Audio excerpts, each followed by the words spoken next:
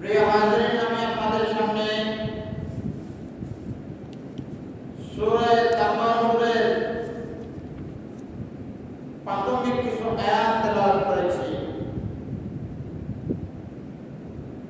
আল্লাহ পাক রব্বুল আলামিন অত্র সূরার মধ্যে ইরশাদ করেছেন, বিসমিল্লাহির রহমানির রহিম।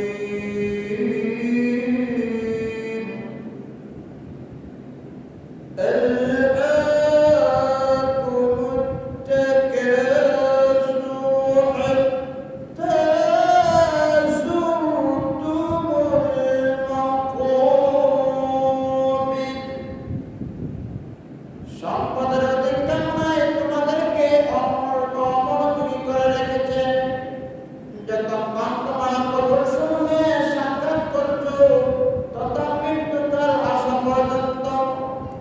কাল্লা সাউফা তা'লামুন সুম্মা কাল্লা সাউফা তা'লামুন। শীঘ্রই জেনে যাবে, অতঃপর শীঘ্রই জেনে যাবে কবরসমূহে। এই আয়াতে বলতেছেন, সম্পদের অধিক কামনায় তোমাদেরকে অমনোযোগী করে রেখেছে, যতক্ষণ তোমরা কবরসমূহে সাক্ষাৎ করছো তথা মৃত্যুকাল আসা পর্যন্ত। অর্থাৎ কবরে যাওয়া পর্যন্ত আমরা অমনোযোগী থাকবো। ক্ষয় করে গেলে পরে যখন ক্ষয় করে মাটি ভাঙিয়া যখন ফেলে মাঝে নামাইব, তখন গিয়া আমাদের হুঁশ হইব। এখন একটা বিল্ডিং আছে, মনে করে সে একটা বিল্ডিং এ বের করছে না, সে আল্লাহর কাছে আরো চায়। আল্লাহ যদি দুইটা বিল্ডিং এর মালিক দিতাম, দুইটা বানায় দেওয়া হয়েছে, আর তিনটার জন্য হায়ার কাজ করতেছে, তিনটা দেওয়ার পরে চারটা, চারটা দেওয়ার পরে পাঁচটা, এইভাবে তার আকাঙ্ক্ষা শেষ নাই। গাড়ি একটা মালিক বানাইছে, আল্লাহ টাকার মালিক বানাইছে। এখন কিছুদিন দেওয়ার পরে আল্লাহ দুইটা টাকা না করে দিতাম, কিছুদিন পরে তিনটা টাকার মালিক দিয়ে দিতাম, তিন টাকা ইনকাম করে। এই যে একটা আয়তা শুরু হয়েছে, আমাদের এই সাইরামুল ফেরটা বর্তমান দুনিয়া পৃথিবীর সমস্ত সম্পত্তির মালিক যদি আপনাকে বানানো হয়, তারপর আপনার এই সাইরামুল ফের বর্তমান বড় কোন সময় কবরের মধ্যে যখন যাইবেন, কবরের মাটি যখন পেটের মধ্যে ঢুকবো, তখন গেলে এই পেট করবো।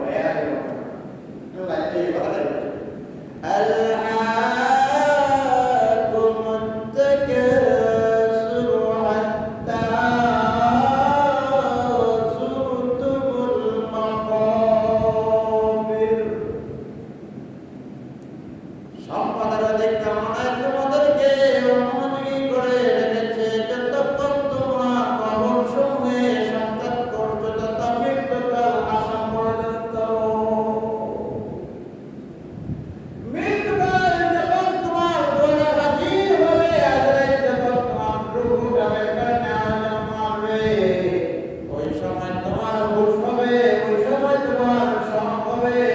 এই দুনিয়া চিরদিন থাকার জায়গা না, এই দুনিয়া বিলাসের জায়গা না, এই দুনিয়া তামাশার জায়গা না।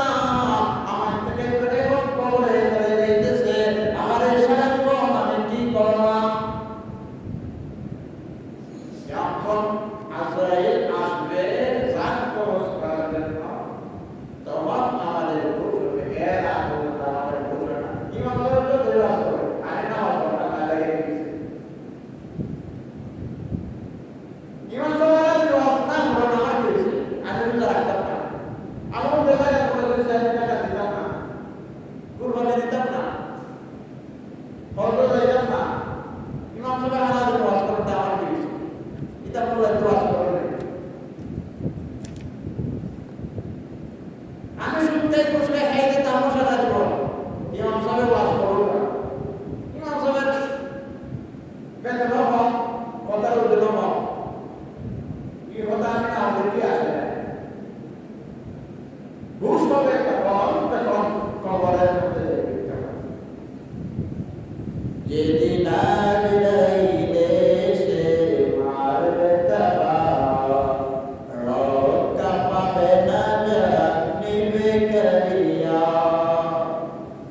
সেদিন তো আর নয় বহুদূর সেদিন তো আর নয় বহুদূর ঠিক না বেশি দূর না কখন জানি মৃত্যুর সামনে অবস্থিত হয়ে যায় কালকে আমি ঈদের দিন বাড়ি যাওয়ার সময় দেখলাম মোটর সাইকেল আর প্রাইভেট কারে সংঘর্ষ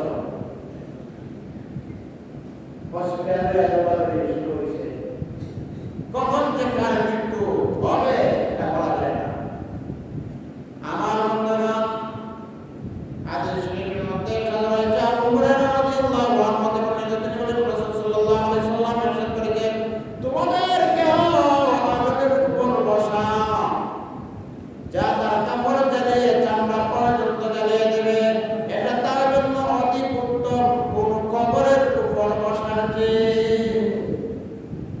আজকে আমার আলোচনার বিষয় হচ্ছে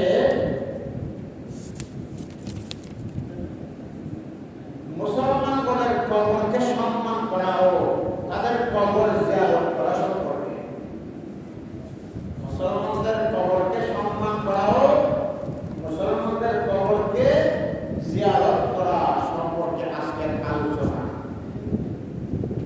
তো এখানে আমরা অনেক সময় কবরের উপরে গরু বিক্রাতে আসে না নাই ছাগল চড়াই কবরস্থানে আসে না নাই এখানে দেখেন মুসলিম শরীফের প্রথম খণ্ডে 312 নম্বর পৃষ্ঠায় 971 নম্বর হাদিসে আল্লাহ রাসূল কইতেছে যে তোমরা কি করো না কবরের উপরে বইও না কইতেছে তোমাদের মধ্যে যদি কেউ মানে আগুনের উপরে বয় আর এই আগুনে তার পোশাক জ্বালাইয়া তার সামরাও জ্বালাইব এটা ভালো কবরের উপর বসা যায় বুঝতে পারছেন এরপরে কি আছে আমার রাদিয়াল্লাহু আনহু বর্ণিত তিনি বলেন রাসূল সাল্লাল্লাহু আলাইহি ওয়াসাল্লাম ইরশাদ করেছেন মৃত্যু ব্যক্তির হাড় ভাঙা জীবিত অবস্থায় হাড় ভাঙার ন্যায় অপরাধ একটা মানুষ মরে গেছে তার হাড়ি হাড় ভাঙা জীবিত ব্যক্তির হাড় ভাঙা সমান আল্লাহ হাদিসে ইরশাদ হয়েছে তোমরা কবরের উপর বসিও না এবং এর দিকে ফিরে নামাজ আদায় করিও না কবরের উপরে বসতে নিষেধ করা হয়েছে কবরের দিকে ফিরে নামাজ পড়তে নিষেধ করা হয়েছে আর কবরের দিকে ফিরে যদি আপনি নামাজ পড়তে যান তাহলে ওই কবরের মধ্যে সেজদা দিতেছে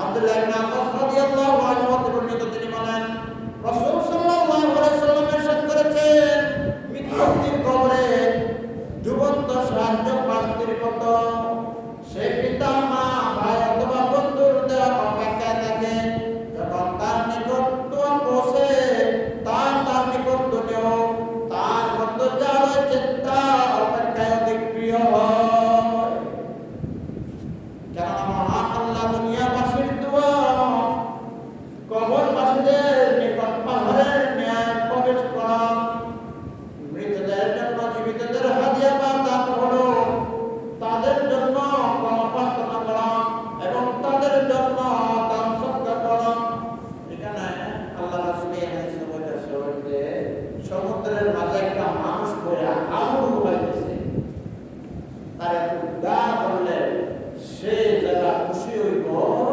তার চাইতে হাজার হাজার লক্ষ গুণ খুশি হইব কবরবাসীদের ইসালে সব পাঠাইলে নেক আমল পাঠাইলে কবরবাসীদের জন্য দোয়া পাঠাইলে হইতেছে যে এই পৃথিবীর সমস্ত সম্পত্তি যদি কবরবাসীর জন্য বিলীন করে দেওয়া হয় তাতে এরা খুশি না একটু নেক আমল একটু দোয়া পাঠাইলে তারা খুশি কবরবাসীরা যদি আপনি এই পৃথিবীর মালিক বানায় দেন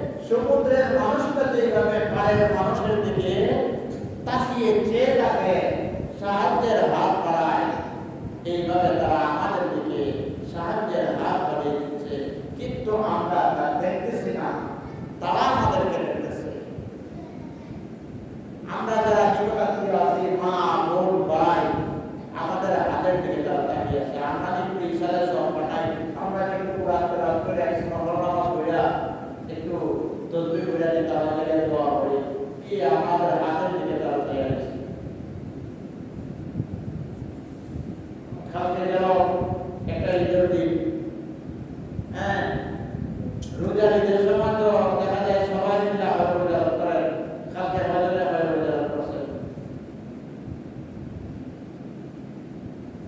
আমরা সবাই খবর নিলে ভালো করেছি, আমরা আমাদের কবরবাসীর মধ্যে আমাদের জন্য একটু কবরের বসে দাঁড়াইয়া আমরা একটু দোয়া করতে পারলাম না, এমনকি মসজিদ থেকে বাইরে এখানে গিয়ে একটু দোয়া করতে পারলাম না।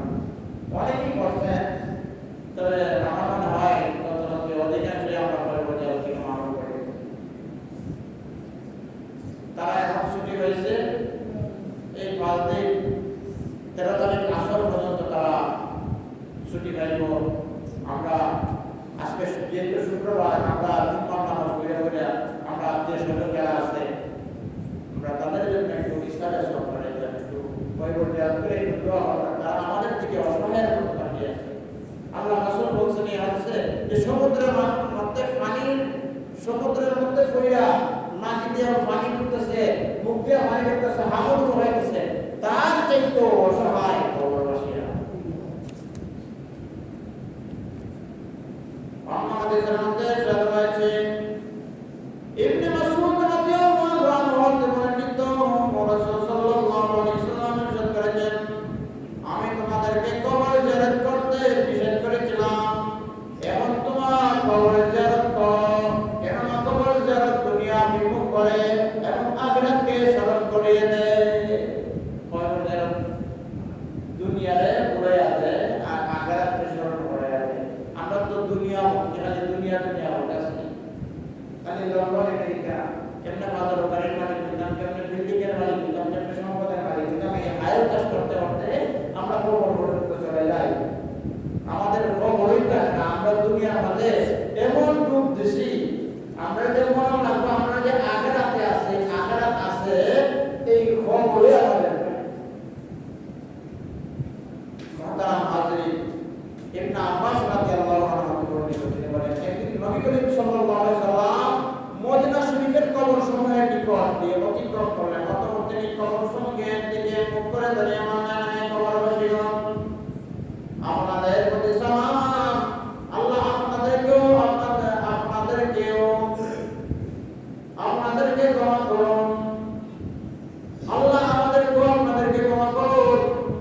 আমরা আমাদের পূর্ব ভ্রমণকারী এবং পরে আপনাদের সাথে মিলনে ওয়ালা। এই হাদিসে বলেছেন আল্লাহ রাসূল মদিনা শরীফের কবরের পাশ থেকে অতিক্রম করার সময়, যাওয়ার সময় তাই কবরবাসীদের প্রতি সালাম দিলেন এবং নিজের জন্য মাফ চাইলেন, কবরবাসীর জন্য মাফ চাইলেন, ক্ষমা চাইলেন আল্লাহর কাছে, এবং নিজের জন্য মাগফিরাত কামনা করলেন, কবরবাসীর জন্য মাগফিরাত কামনা করলেন।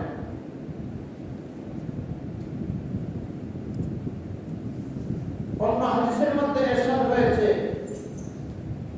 যে রাতে রাসূল সাল্লাল্লাহু আলাইহি ওয়াসাল্লাম তার কাছে টাকার পালা আসতো, সেসব রাতে তিনি রাতের শেষ ভাগে জান্নাতুল বাকির কবরস্থানে গিয়ে বলতেন, হে মুমিন দলের কবরস্থানের অধিবাসীরা, তোমাদের প্রতি সালাম, তোমাদের সঙ্গে যা ওয়াদা করা হয়েছে তা তোমরা পরকালে পাবে, আর আল্লাহ চাইতো আমরা তোমাদের সাথে মিলিত হব। কবরবাসীদের সাথে কথা বলতে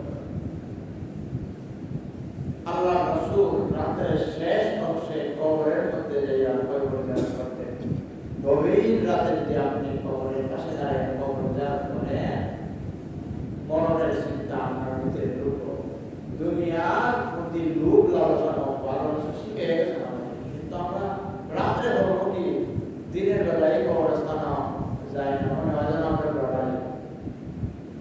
আর রাতের কথা যদি বলি, হ্যাঁ, তিনি নজর থেকে তার সমস্ত কিছু লইয়া যাওয়া লাগবো, আমরা এত ভয় পাই কবরে, কিন্তু এই কবরের মধ্যে যে আপনি আজকে মারা গেলে একটু পরে আপনার কবরের মধ্যে নেওয়া আসবো, এই কবরের মধ্যে গভীর রাতে আপনি সেখানে থাকতে হবে, আপনার সাথে কেউ যাবে না, কারণ আপনি রাত্রে যাইতে ভয় পান, আপনাকে কোনো এক সময় রাতের বেলায় কবরে থাকতে হবে। মুহতারাম হাজিরিন, আল্লাহ নবী রাহমাতুল লিল আলামিন অন্য হাদিসের মধ্যে ইরশাদ করেছেন, যে ব্যক্তি কবরস্থানে প্রবেশ করে অতঃপর সূরা ফাতিহা এবং কুল হুয়াল্লাহ আল্লাহুম তাকাসুর পাঠ করে, এই তিনটা সূরা উল্লেখ করেছে। অতঃপর বলে, আমি আপনার কালাম হতে যা পাঠ করলাম এর সব কবরবাসী মুমিন পুরুষ ও মহিলাদের জন্য করলাম, ফলে কবরবাসীরা তার জন্য আল্লাহর নিকট সুপারিশকারী হবে। খালি এখানে কবরবাসী লাভ করবো তা না, আপনারও লাভ আছে। আপনি যে কবরের পরে যাইয়া সূরা ফাতিহা পড়লেন, সূরা ইখলাস পড়লেন, সূরা তাকাসুর পড়লেন, কবরবাসীর জন্য ইসালে সব পাঠাইলেন, আপনারও লাভ আছে। আপনি যে এই ইসালে সব পাঠাইলেন, কবরবাসী আপনার জন্য সুপারিশকারী হবে। আসলে সুবহানাল্লাহ। অন্য হাদিসের মধ্যে রাসূল সাল্লাল্লাহু আলাইহি সাল্লাম ইরশাদ করেছেন, রাসূল সাল্লাল্লাহু আলাইহি সাল্লামের কন্যা ফাতেমা রাদিয়াল্লাহু আনহা তার চাচা হামজা রাদিয়াল্লাহু তাআলা আনহু এর কবর প্রতি জুমায় জিয়ারত করতেন, অতঃপর তার নিকট দোয়া কালাম করতেন এবং কাঁদতেন। আবু হুরায়রা রাদিয়াল্লাহু আনহু থেকে বর্ণিত হাদিসে ইরশাদ হয়েছে, তিনি বলেন, কোন ব্যক্তি যদি পরিচিত কবরের পাশ দিয়ে গমন করতে গিয়ে তাকে সালাম দেয়, তাহলে কবরবাসী সালামের উত্তর দেন এবং তাকে চেনেন। আমরা কবর জিয়ারত করতে পারি না, অনেক সময় কবরের পাশ দিয়া অতিক্রম করি, যাতায়াত করি। কবরের পাশ দিয়া যাওয়ার সময় কবর যদিও জিয়ারত করার টাইম নাই, সময় নাই, কিন্তু কবরবাসীর একটা সালাম দিতে হবে। আর কবরবাসীর সালাম দিতে যে শরীর পবিত্র বলা, ওদের আমি কিন্তু সালাম দিতাম, আমি কিন্তু আমি লই না। ছাগলে যেভাবে প্রসাব করে দৌড় দেয়, এইভাবে আমিও প্রসাব করে দৌড় দেই, সমান আসে না। এরকম কিছু যুবক ভাইরা আমাদের কথা হয়, খাবার ভালো না, আমি খাবার ভালো না, কি কর ছাগল দেখে খারাপ হয়েছে, ছাগল তো বইয়া করতে, আমিও বইয়া করতে, আমি প্রসব করছি যে টিলাগুলো পানি খরচ করছি না, আর সে যদি কবরের ভাগ দিয়ে দেয়, সালাম দিব কেমন?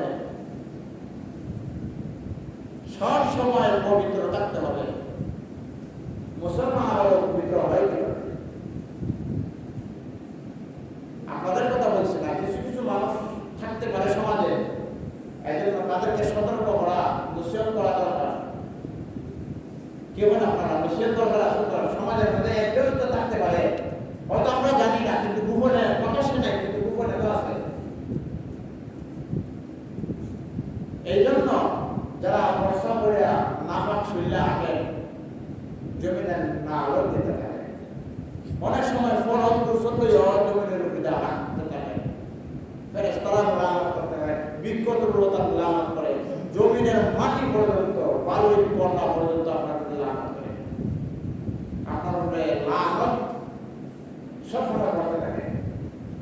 এইরকমও কর্মকাণ্ড সমাজের মাঝে আছে। আল্লাহ আপনি আমাকে সবাইকে হেফাজত করুন।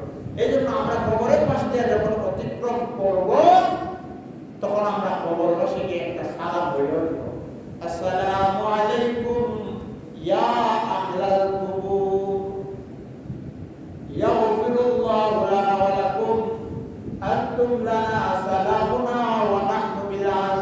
সংক্ষিপ্তভাবে একটু বলে আর লম্বা দোয়া আছে, আপনি এতটুকু করতে পারবেন, আসসালামু আলাইকুম ইয়া আহলাল কুবুর। যারা পারেন না, ইউটিউব থেকে শিখে নেবেন। ইউটিউবও চার্জ পাবেন, কবর জিয়ারতের দোয়া বা সালাম লিখে চার্জ দিলে দেখতে লাগছে, শুনে শুনে শিখে নেবেন। এই দোয়াটা দিব, আসসালামু আলাইকুম ইয়া আহলাল কুবুর, ইয়াগফিরুল্লাহু লানা ওয়া লাকুম, আনতুম লানা সালামুনা ওয়া নাহনু বিলাস। তো মুহতারাম হাজিরিন,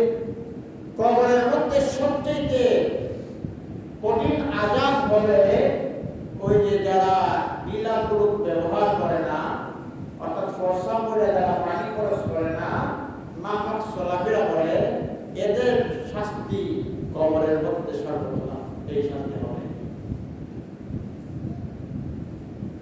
হাসরের মধ্যে সর্বপ্রথম হিসাব না হইল নামাজে, আর কবরের মধ্যে বেশি আযাব হইব এই অপবিত্র থাকার কারণে। এজন্য জমিনের উপরে দেয়া চলাফেরা করার সময় সাবধান, নাপাক শরীর নিয়ে এই জমিনের উপরে চলাফেরা করবেন না। বেটাগিরি বাহাদুরি যতই দেখানে হোক দুনিয়া দেখিয়া মাটির নিচে গেলে বলে মাটি বুঝাইব যে নাপাক শরীর আমার উপরে দেয়া আছে, এখন মজা বুঝো। এমন ভাবে চাপা দিব দুই দিকে মাটি, আল্লাহ রাসূল বলেন কবরের মাটির এরকম দুই দিক থেকে এমন জোরে চাপা দেবে, এই বুকের হাড়গুলো একটার ভিতরে এইভাবে ঢুকে যাবে। ওই সময় কবরবাসী এমন জোরে একটা চিৎকার দেবে, ওই চিৎকারের আওয়াজ যদি দুনিয়ার কোনো মানুষ শুনতো কানের পর্দা পাইটা রক্ত গরম হয়ে মারা যেত। এত কঠিন চিৎকার কবরবাসীর একটা চিৎকার যদি আমরা দুনিয়ার কোনো মানুষ শুনে, আমরা কানের পর্দা পাইটা রক্ত গরম হইব, রক্ত বাড়াইতে বাড়াইতে মারা যেত। এমন করে আমি কবরবাসী চাপ দিব, হাড়গুলো ভেঙে একটা দিকে একটা দিকে। এই জন্য জমিনের উপরে চলাফেরা করার সময় বড় সাবধান, পবিত্র অবস্থায় চলাফেরা করবেন। নাপাক শরীর নিয়ে এই জমিনের উপরে দেয়া জমিদারের মতো হাঁটাহাঁটি করবেন না, চলাফেরা করবেন না। চলাফেরা যদি করতে হয় পবিত্র দেহ নিয়ে চলাফেরা করবেন। আল্লাহ পাক যেন আপনি আমাকে আজকে যে নসিহত করলাম এটা বুঝা এবং আমল করার তৌফিক দান করেন। আর আমরা প্রত্যেকে যেন পয়গম্বর করি। পয়গম্বরবাসীরা আমাদের হাতের দিকে তাকিয়ে আছে, পয়গম্বরবাসীরা আমাদের হাতের দিকে তাকিয়ে আছে, আমাদের আত্মীয় স্বজন আমাদের হাতের দিকে তাকিয়ে আছে। এরা আমাদেরকে দেখতেছে, শিখতেছে এবং নাম ধরে রাখতেছে অমুক আমার লাগে বিচারের সরকার। আমি বড় কষ্টে আছি, আমরা শুনি না, আমরা এই হাত দিতে পারো না, এজন্য আমরা শুনি না। তারা আমরা দেখতেছো, শুনতেছো। এই জন্য আমরা আমাদের আত্মীয় স্বজন যারা কবর বসে গেছেন তাদের জন্য আমরা একটু বিচারের স্মরণ করাইতাম, একটু দোয়া করতাম। সাল্লাল্লাহু আলাইহি সাইয়্যিদিনা ওয়া মাওলানা মুহাম্মদ ওয়া আলা আলিহি ওয়া সাহবিহি ওয়া বারিক ওয়াসাল্লিম। আল্লাহুম্মা আমিন। ربنا ظلمنا أنفسنا وإن لم تغفر لنا وترحمنا لنكونن من الخاسرين. رب